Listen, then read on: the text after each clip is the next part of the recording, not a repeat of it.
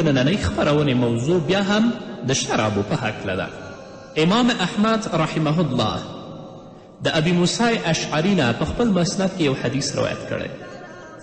هغه فرمایي چې محمد رسول الله صلی الله علیه وسلم وفرمایل: لا يدخل الجنة مدمن الخمر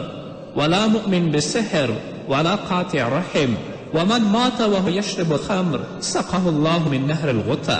وهو ما يجري من فروج المومسات أي الزانيات يؤذي أهل النار ريح فروجهن. رسول الله صلی الله علیه وسلم فرمایي جنت ته به همیشه شرابي، همدارنګه هغه څوک چې په کوډو باندې عقیده لري او هغه څوک چې خپل منځ کې خپل ولي پرې کوي، صلې رحمي پرېږدي، دا به جنت ته ننوځي. څوک چې شراب څکي او هغه کسان چې په کوډو باندې عقیده لري او هغه کسان چې قاطع رحم خپل منځ کې خپل ولي پرېږدي، رسول الله